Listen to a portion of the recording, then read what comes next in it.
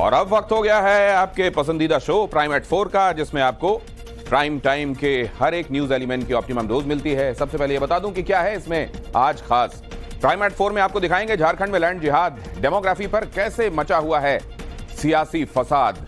ये मामला वाकई किसी पार्टी के टेस्ट का है या बहुत गंभीर, ये आप फैसला कीजिएगा। और अमृतपाल सिंह के बचाव में उतरी कांग्रेस चन्नी ने लोकसभा में उठाया सवाल, फिर कैसे मचा बवाल, ये पूरी खबर भी आज आपके सामने होगी। मुरादाबाद में लोगों ने काटा बवाल, ब्यूटी इंस्टीट्यूट में चल रही थी धर्मांतरण की क्लास, क्या खबर है, पूरा ब्यौरा क्या है आपके सामने रखूंगा। जुलाई में जान पर बनाई, कितने राज्यों में धरती फाड़ तबाही, प्राइम एट 4 आपको यह भी बताएगा। देश फिर गर्माहट आ गई है, वजह क्या है, झारखंड में डेमोग्राफिक चेंज। मामला संसद में गूंज रहा है, बीजेपी सांसद निशिकांत दुबे ने इसको लोकसभा में उठाया। बांग्लादेशी घुसपैठिए आदिवासी महिलाओं के साथ शादियां कर रहे हैं। झारखंड की डेमोग्राफी में जबरदस्त तब्दीली आ रही है और यह डेमोक्रेसी के लिए बड़ा खतरा है। निशिकांत दुबे ने इस मुद्दे को संसद में उठाया। हमारे यहाँ अभी पाकुड़ जिले में तारानगर इलामी और डांगापाड़ा में दंगा हो गया। दंगा क्यों हो गया कि बंगाल से ममता बनर्जी की जो पुलिस है और वहां के लोग मालदा और मुर्शिदाबाद से आकर हमारे लोगों को भगा रहे हैं और हिंदुओं का गांव खाली हो रहा है। ये बड़ा ही सीरियस विषय है और मैं ऑन रिकॉर्ड कर रहा हूं। यदि मेरी एक बात गलत है तो मैं इस्तीफा देने को तैयार हूं। सारे बंगाल से, मुर्शिदाबाद और मालदा से सारे लोगों ने आकर हिंदुओं के ऊपर जुल्म किया और ये ऑन रिकॉर्ड है और झारखंड की पुलिस कोई काम नहीं कर पा रही है। झारखंड में जब से हेमंत सोरेन की सरकार बनी है, कांग्रेस, आरजेडी और जेवीएम की सरकार बनी है, तब से लगातार वहां पर कई जिलों में डेमोग्राफिक चेंज, कई प्रखंडों में हिंदू अल्पमत में आ गया है। बीजेपी का झारखंड में डेमोग्राफिक चेंज का दावा आपने सुना। कई जगह पर वोटर लिस्ट में अप्रत्याशित तब्दीली आई है, बीजेपी का यह भी दावा है। राज्य में आदिवासियों की संख्या घट रही है। चुनाव आयोग से वोटर लिस्ट की जांच की मांग भी की गई है। झारखंड में बीजेपी अध्यक्ष बाबूलाल मरांडी के नेतृत्व में एक प्रतिनिधिमंडल इस मुद्दे को लेकर दिल्ली चुनाव आयोग के दफ्तर पहुंचा, जहां राज्य के कई विधानसभा क्षेत्रों में वोटर लिस्ट की जांच की मांग की गई। साथ ही बताया गया कि कई क्षेत्रों में बहुसंख्यक आबादी के मतदाताओं के नाम डिलीट हुए हैं और समुदाय विशेष के वोटर्स की संख्या में अप्रत्याशित बढ़ोतरी हुई। कंप्लेन ये है कि झारखंड के कुछ एक विधानसभा क्षेत्र है जहां पर मुस्लिम डोमिनेट करते हैं, उन क्षेत्रों में अप्रत्याशित रूप से मतदाता की सूची में बढ़ोतरी हुई है। अब 20% से लेकर के 123% मतदाता सूची में फर्जी तरीके से मतदाता के नाम वहाँ बढ़ाए गए, तो ये गलत है। अगर इस प्रकार से डेमोग्राफी में बदलाव होगी तो फिर डेमोक्रेसी में भी एक खतरे होंगे और उस खतरा को हम सबको महसूस करना चाहिए। और इलेक्शन कमीशन से हम लोगों ने यही कहा कि आप इसको सघन पुनरीक्षण में आप इसको डालिए और इसको जांच कराइए। बीजेपी ने डेमोग्राफी में चेंज का मुद्दा उठाते हुए हेमंत सोरेन सरकार पर हमला तेज कर दिया है। झारखंड में घुसपैठियों के बढ़ने का दावा किया गया है और कुछ विधानसभा क्षेत्रों में तादाद बहुत ज्यादा बढ़ गई है। मतदाता सूची में अप्रत्याशित रूप से समुदाय विशेष के लोगों में इजाफा देखा जा रहा है। 20% से 123% तक ये बढ़ोतरी है और ये बहुत ज्यादा अलार्मिंग है। भारतीय जनता पार्टी का यह दावा है। भारतीय जनता पार्टी के दावे पर सीएम हेमंत सोरेन ने क्या कहा, जरा वो भी देखिए। और ये कितनी जिम्मेदारी वाला बयान है, फैसला आपकी है। भारतीय जनता पार्टी के लिए कुछ मुद्दे फेवरेट है, कहा सोरेन ने, इन्हें छोड़कर दाएं बाएं वो जा ही नहीं सकते, ये कहना है हेमंत सोरेन का।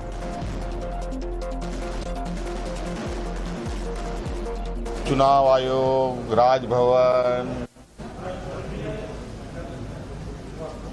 ईडी, सीबीआई, कोर्ट कचहरी, सब इनको लगता है अपना, और जहां इनको ज्यादा अपना तो लगता है वहां जाकर के अपनी बातों को रखते हैं और एक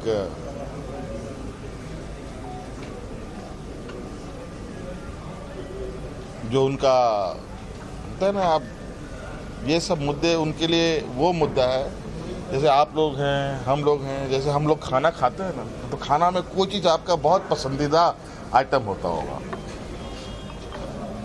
हाँ, बहुत सारा चीज़ होता है, उसमें से एक जरूर आप लोग के लिए पसंदीदा होगा। किसी के लिए भी होता होगा, जानवर के लिए भी होता होगा। तो वैसे ही इनके साथ कुछ विषय ऐसे हैं जो उनके लिए पसंदीदा सब्जेक्ट है, जिसको छोड़कर वो दाएं बाएं नहीं हो सकते। और इस बीच झारखंड विधानसभा चुनाव के लिए बीजेपी ने कमर कस ली है। चुनाव से पहले किसी चेहरे पर नहीं लगाया जाएगा दांव। सीएम के तौर पर किसी चेहरे को प्रोजेक्ट नहीं किया जाएगा। सामूहिक नेतृत्व में भारतीय जनता पार्टी यहां चुनाव लड़ेगी। बात बारिश बाढ़ से बिगड़े हालात की। मानसून के बीच देश के कई राज्यों में बाढ़ की स्थिति है। महाराष्ट्र, गुजरात, गोवा में भारी बारिश का हाई अलर्ट है। कर्नाटक, मध्य प्रदेश, ओडिशा में भी जोरदार बारिश के संदर्भ में चेतावनी है। भारी बारिश के कारण देश के कई राज्यों में स्थितियां बिगड़ गई हैं। यहां उन राज्यों के बारे में एक एक करके आपको जानकारी दूंगा। यहां पर तस्वीरें आप देख लीजिए। कमोबेश यही हाल देश के कई हिस्सों का है। बारिश जिसका इंतजार किया जा रहा था, जब वो आई तो अपने साथ इतनी भीषण तबाही लाई। मैदानों में ये निचले इलाके प्रॉब्लम बन गए हैं, जहां पानी इकट्ठा हो गया है और लोगों का जीना दूभर हो गया है। रास्ते नहीं दिख रहे हैं, घरों में पानी भर गया है। छतों तक में लोग चढ़कर राहत का इंतजार कर रहे हैं। महाराष्ट्र, गुजरात, मध्य प्रदेश और छत्तीसगढ़ की तस्वीरें। अगर मैदानों की ये स्थिति है तो पहाड़ों पर दूसरी तरह की विपदा है। वहां पर पहाड़ दरक रहे हैं, लैंडस्लाइड हो रहा है। मध्य प्रदेश के कटनी आपको लेकर चलता हूं। यहां स्थितियां बहुत बिगड़ गई। ज्यादातर इलाकों में जलभराव है। कटनी में जलभराव के बीच 2 युवक फंस गए। रेस्क्यू टीम ने बड़ी मेहनत के बाद इन्हें किसी तरीके से बचाया।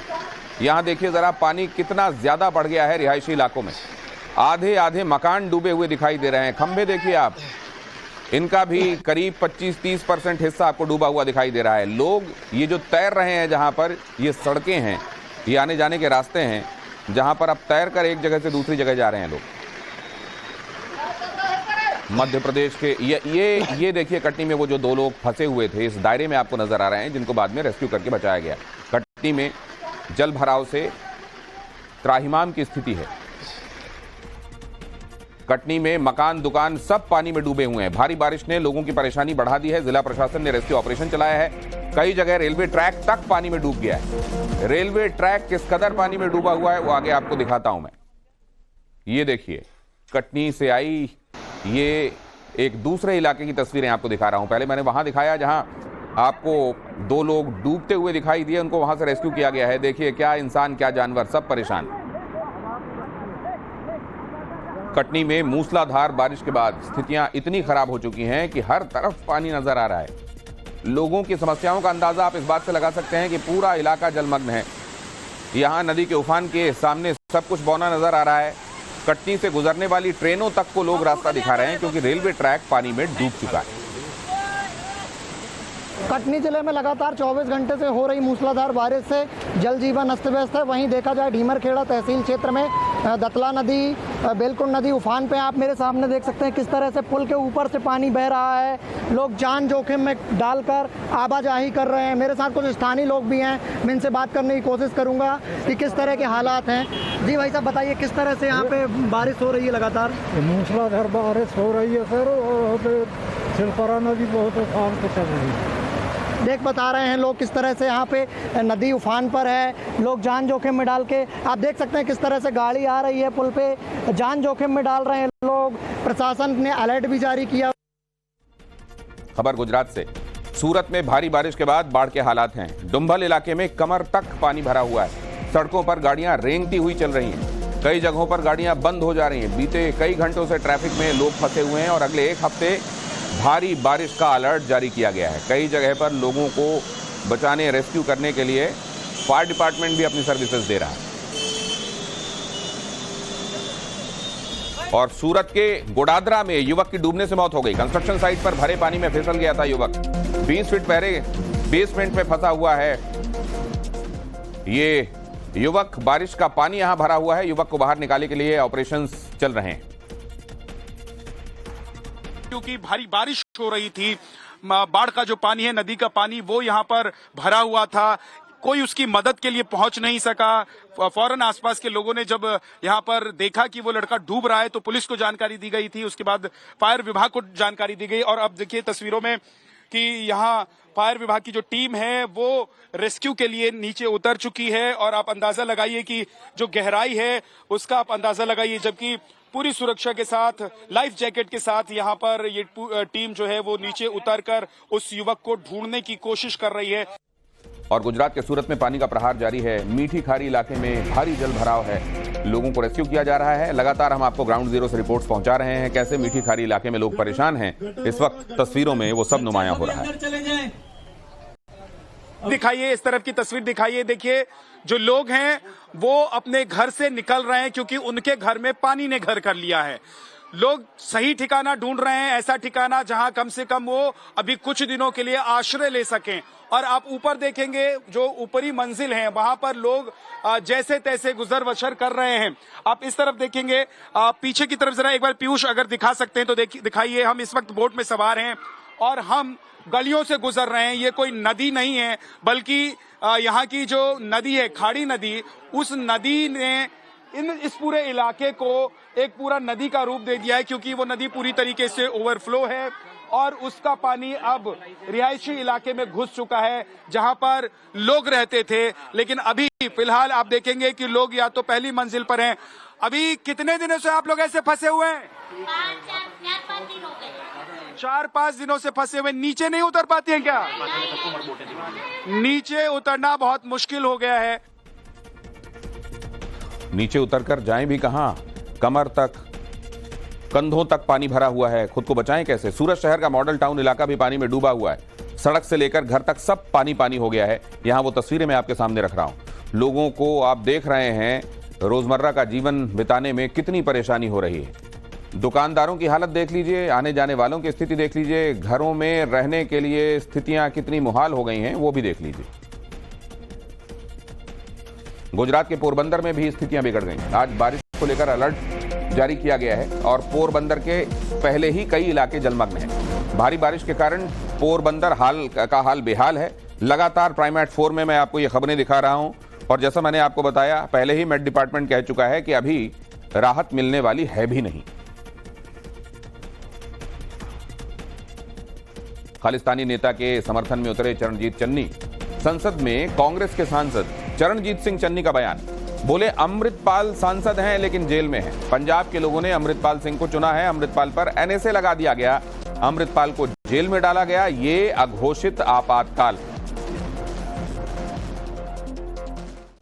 इमरजेंसी ये भी है कि 20 लाख लोगों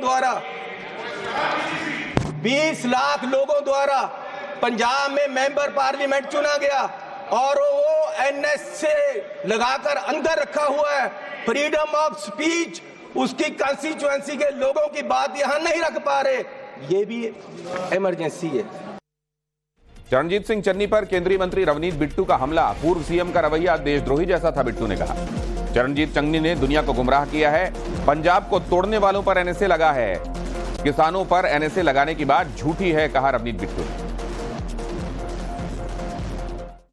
आज एक एक्स सीएम हो जो वो बिल्कुल ही एक आज देशद्रोही की तरह बिहेव करें और सदन के थ्रू सारे दुनिया को गुमराह करें। उन्होंने आज किया क्या है? किसानों के नाम पे उनको बोल दिया भी एनएसए किसानों पे लगा हुआ है। और एनएसए किस पे लगा हुआ है? जो देश और पंजाब को तोड़ना चाहते थे उनके ऊपर लगा। इन्होंने यहाँ पे कहा किसानों के ऊपर एनएसए लगा है, जो बिल्कुल ही गलत बात। और देश को और पंजाब को तोड़ने की आज बात एक एक्स सीएम ने और कांग्रेस ने और राहुल गांधी जी सामने बैठ के ये बात बुलवा रहे थे। और अब बड़ी खबर उत्तर प्रदेश के मुरादाबाद से। ये एक बार फिर से सुर्खियों में क्यों है? यहां धर्मांतरण का खेल खेला जा रहा है। ब्यूटी इंस्टीट्यूट में धर्मांतरण का एक रैकेट चल रहा था। छात्रों पर बनाया जा रहा था धर्म बदलने का दबाव। इंस्टीट्यूट की संचालिका पर ये धर्मांतरण का दबाव डालने का आरोप है।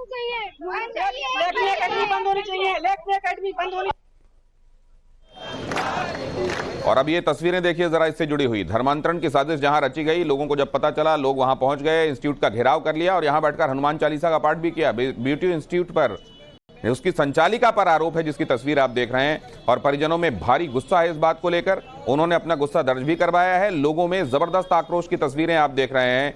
सड़कों तक में विरोध प्रदर्शन चल रहा है और प्रशासन अब पूरे मामले का संज्ञान ले चुका है और जांच शुरू हो गई। विधानसभा में आज फिर से हंगामा हुआ। विपक्षी विधायकों ने जमकर हंगामा किया। वेल में पहुंचकर सरकार विरोधी नारेबाजी की। कांग्रेसी कार्यकर्ताओं पर लाठीचार्ज का मुद्दा उठाया। बिहार में कानून व्यवस्था के मुद्दे पर जमकर हंगामा।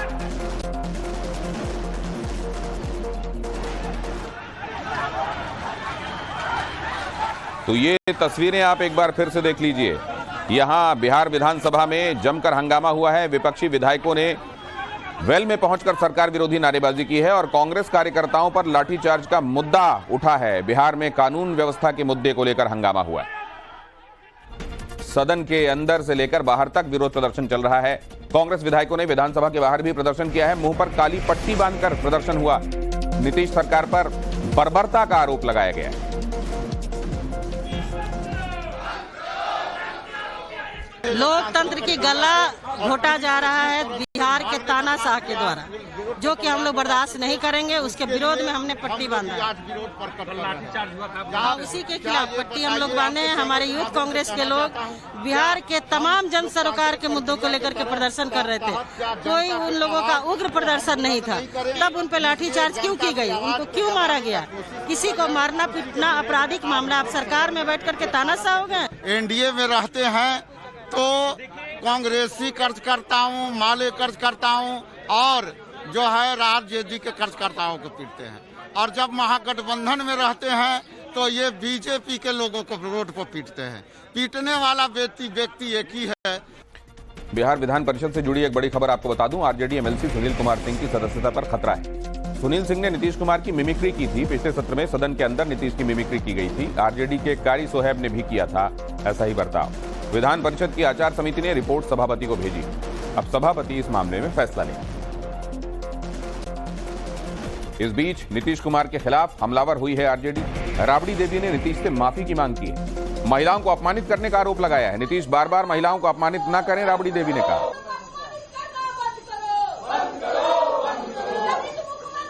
कि अपना माँ के, अपना औरत के कितना तक पढ़ाए लिखाए हैं कि दूसरा महिला पर आरोप लगाते हैं, और सर्टिफिकेट दे तो लेकर दे सर्टिफिकेट। उनका महिला कितना पढ़ी है, उनका माँ कितना पढ़ी है। हम मान सम्मान करते हैं महिला, उनको माफी मांगना चाहिए। ललन जी के, अब माननीय मुख्यमंत्री जी को माफी मांगना चाहिए कि महिलाओं को बार बार अपमान मत करे। और अब एक गुड न्यूज जो मध्य प्रदेश से आई। यहां पन्ना के आदिवासी मजदूर की किस्मत चमक गई।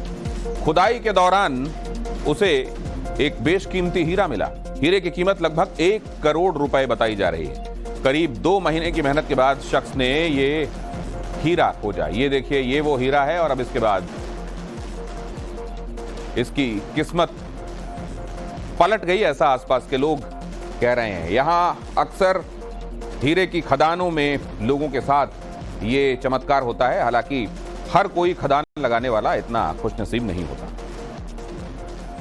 पन्ना के रहने वाले राजू गौड़ को जब से बेशकीमती हीरा मिला है, उसकी खुशी का ठिकाना नहीं है और अब वो अपना और बच्चों का भविष्य सुधारने की बात कर रहा है।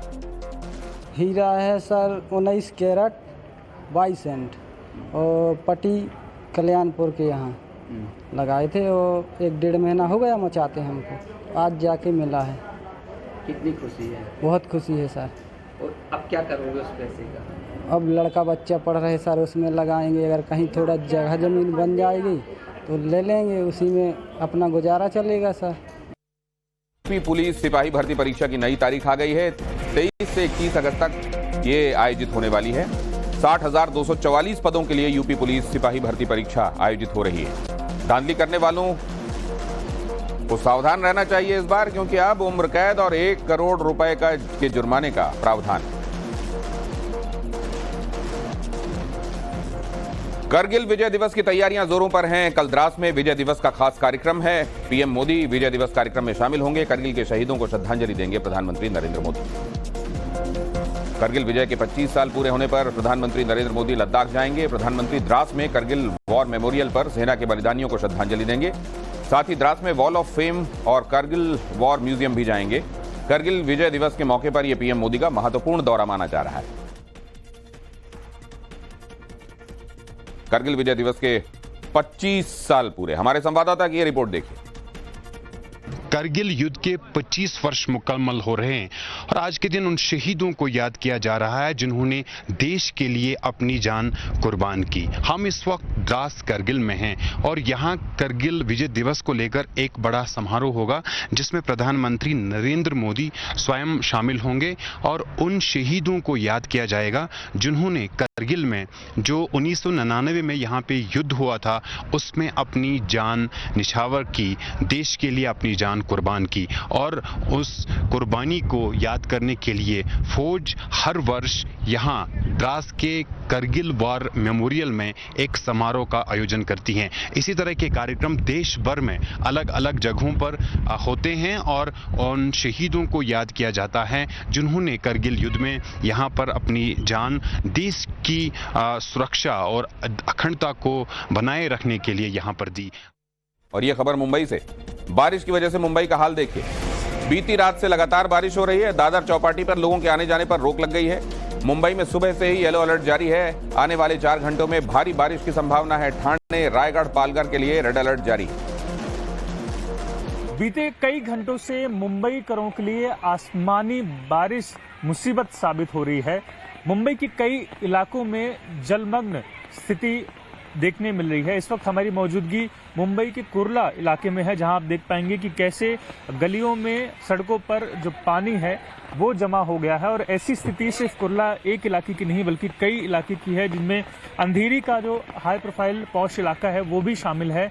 देख पाएंगे कि कई फीट जो गहरा पानी है वो सड़कों पर जमा हो गया है, जिसके कारण जो स्कूली छात्र हैं उन्हें स्कूल द्वारा छुट्टी भी अनाउंस की गई है। सिर्फ मुंबई ही नहीं बल्कि मुंबई के आसपास के जो इलाके हैं, जो डिस्ट्रिक्ट हैं, जैसे ठाणे, रायगढ़, पालघर, वहां पर बच्चों को स्कूल से छुट्टी अनाउंस कर दी गई है। स्थिति पुणे की भी देखने मिल रही है, जहां पर कई जो गांव है वो जलमग्न नजर आ रहे हैं, कई इलाके जलमग्न नजर आ रहे हैं और इसको लेकर जो राजनीति है वो भी रफ्तार पकड़ती नजर आ रही है। और अब खबर पुणे से। पुणे में मूसलाधार बारिश की वजह से क्या स्थिति है दिखाता हूं आपको। कई फीट गहरे जलभराव में डूबे हुए मकान और दुकान। जलमग्न इलाकों में एसडीआरएफ का रेस्क्यू ऑपरेशन चल रहा है। बाढ़ बारिश से अब तक 4 लोगों की मौत यहां रजिस्टर हो चुकी है। पुणे के कई स्कूल कॉलेजेस में छुट्टी का ऐलान भी किया गया है।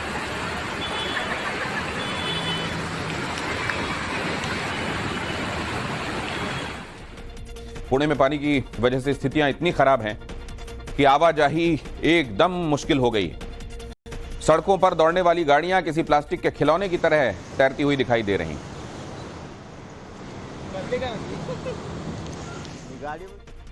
महाराष्ट्र के रायगढ़ से खबर। रायगढ़ में महाड़ में भारी बारिश की वजह से तबाही है। उफनती नदी में पानी के बहाव के साथ साथ पुल बह गया है। पुल बहने से 2 इलाके, उनकी कनेक्टिविटी एकदम खत्म हो गई है। पुल के चारों तरफ अब बैरिकेडिंग की गई है ताकि यहां अब इसको कोई इस्तेमाल ना करे, क्योंकि अभी इस्तेमाल के लिए बहुत जोखिम भरा हो गया है। और आगे ये बड़ी खबर दिल्ली से। दिल्ली के सीएम अरविंद केजरीवाल को राहत नहीं मिली है। राउज एवेन्यू कोर्ट ने न्यायिक हिरासत बढ़ा दी है। 8 अगस्त तक अरविंद केजरीवाल की न्यायिक हिरासत बढ़ गई है। दिल्ली आबकारी नीति सीबीआई केस में हिरासत बढ़ी है। सीएम केजरीवाल की वीडियो कॉन्फ्रेंसिंग से पेशी हुई। उत्तर प्रदेश के बलिया में एडीजी की बड़ी कार्रवाई। एडीजी वाराणसी जोन की औचक छापेमारी हुई। यहां यूपी बिहार बॉर्डर से 3 पुलिसकर्मी हिरासत में लिए गए हैं। 17 प्राइवेट लोग अवैध वसूली के कारण हिरासत में लिए गए हैं। एडीजी वाराणसी जोन ने सिविल ड्रेस में यहां छापेमारी की।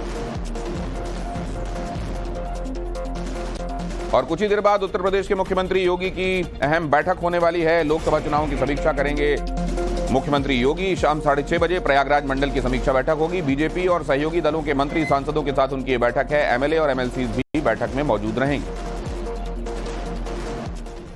जम्मू कश्मीर के कुपवाड़ा से खबर, जहां सेना का सर्च ऑपरेशन जारी है। पिछले 3 दिनों से आतंकियों की तलाश चल रही है। कठुआ हमले के मामले में आतंकियों के 2 मददगार गिरफ्तार किए गए हैं। पुलिस ने लियाकत और राज को यहां से हिरासत में लिया है। दोनों पर आतंकियों को लॉजिस्टिक सपोर्ट देने का आरोप है।